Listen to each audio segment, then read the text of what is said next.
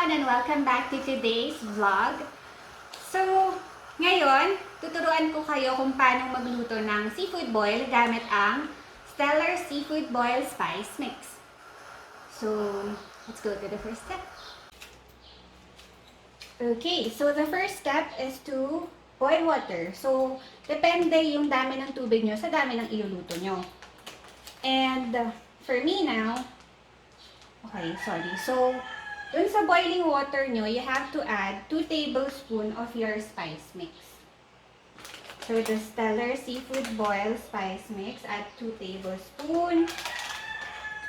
And then, add lemon. So, this is 1 lemon cut in half. Just add it in there. Tapos, mauna muna yung patatas tsaka yung mais dahil matagal sila maluto.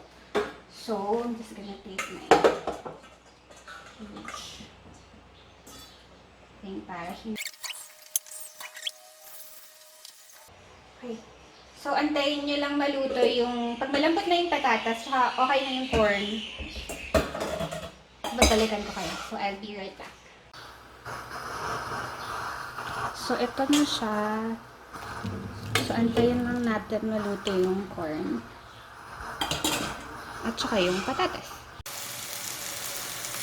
Okay, so habang inaantay yung maluto yung potatoes nyo and corn, because that's gonna take really long to cook, I suggest na lutuin nyo na yung inyong sausage. And if lalagyan nyo siya ng karne like pork chop or yempo or steak if gusto nyo, lutuin nyo na rin siya. Kasi after maluto nung corn at saka ng potatoes, mabilis na lang lutuin yung seafood ninyo. So,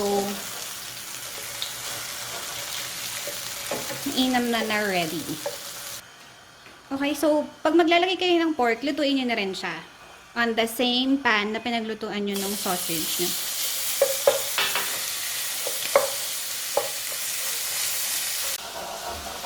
Okay, so pag luto na yung inyong corn and yung potatoes nyo, pwede nyo nang ilagay yung seafood nyo. So, it's important na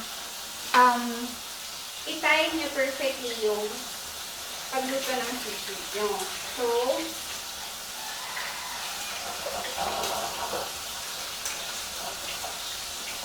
what I like to do is to do it per kind of seafood. So, I'm starting with the shrimp.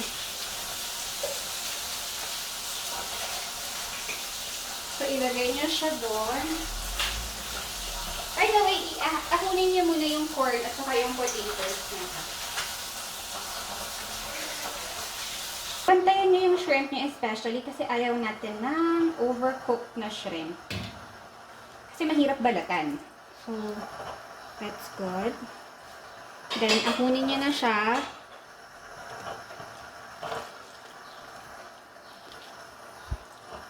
Okay, so that's clear. And then, we will add our alimasag. So, add nyo na siya. And then, just wait. Okay, so pag orange na yung crab nyo, akunin nyo na siya.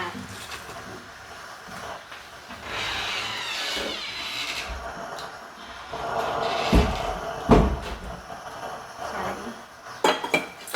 So, akunin nyo na siya. And then, isunod nyo na yung inyong tahong or mussels.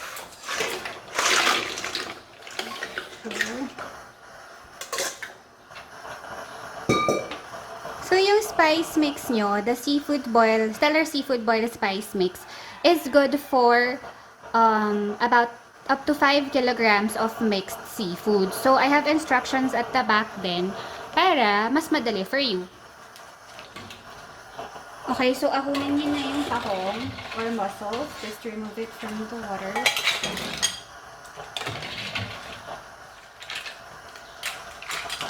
So, gagawin na natin yung sauce.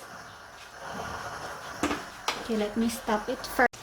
Okay, sorry for that. So, ngayon, ilutuin na natin yung sauce natin. So,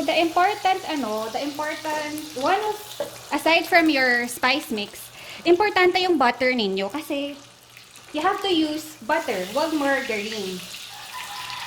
So, kung walang ganitong butter, unsalted butter, you can use yung Golden Crown. It's a butter compound. So, you can use that. Then, you have to add a little bit of butter first. Nalagay ko na siya. And then, put your garlic.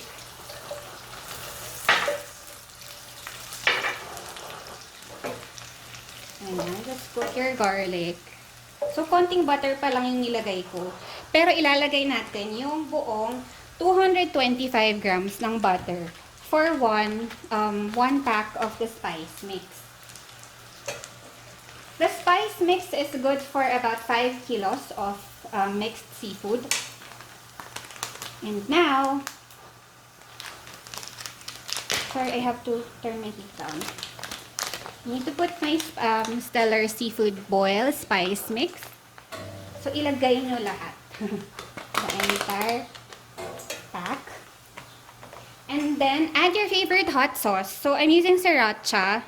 But you can use any kind of hot sauce depending on your taste. So, kung gaano karami yung gusto nyo. Okay. So, just cook your spices. Okay. So, it's like tempering your spices. Do that first.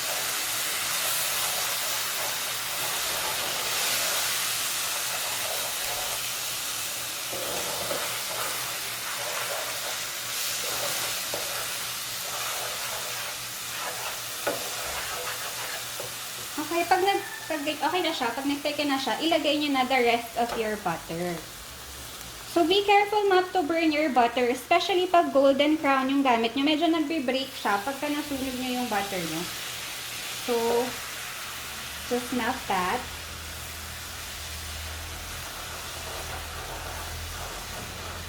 Hold on, I'm gonna turn off the fire first and then I'm gonna get broth.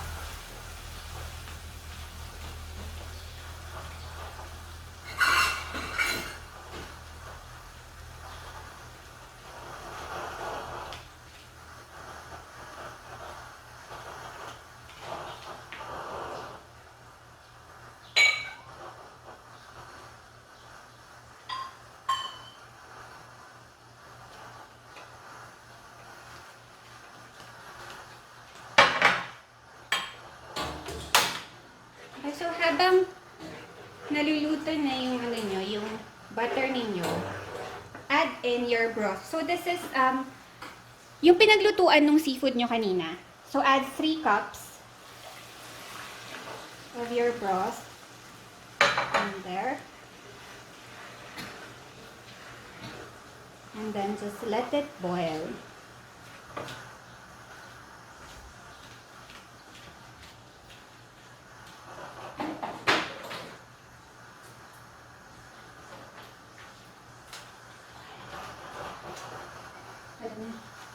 Sa umangat na. And then add 1 cube of shrimp cube or shrimp bouillon. So add that to your sauce.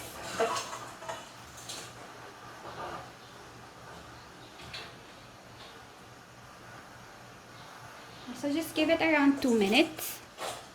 So lower your heat.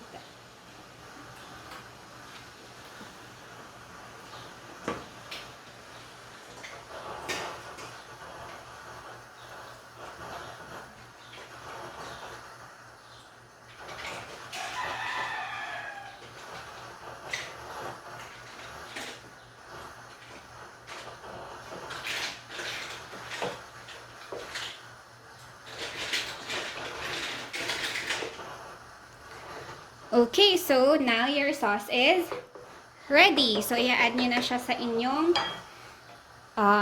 seafood. Just hold on. I'll be right back. I'll just prepare our seafood. Okay, so pagluto na siya, okay na lahat. Yung sauce nyo, kuha lang kayo ng ladle and then just mix it.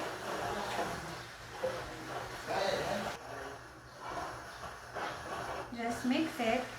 And then just add it directly on your seafood.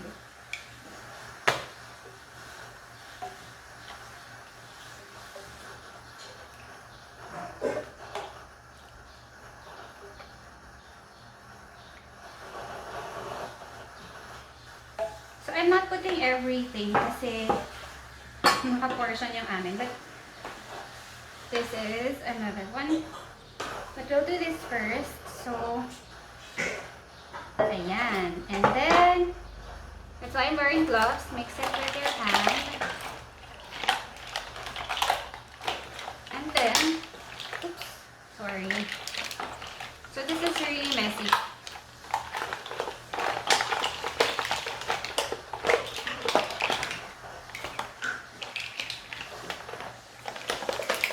Okay, so we have our potatoes in there. I cut it in half, our corn. And there you go. So pag na-mix nyo na siya, there you have it.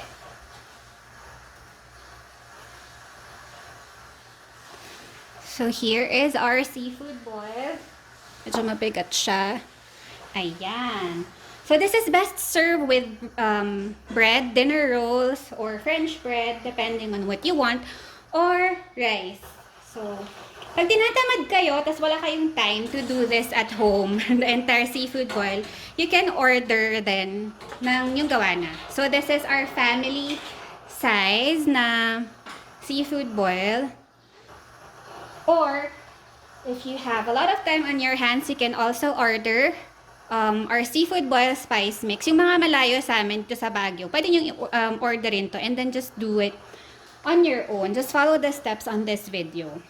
Okay. So, there you go. Thank you so much guys for watching and I hope you enjoyed this video. We'll see you guys again next time. Bye!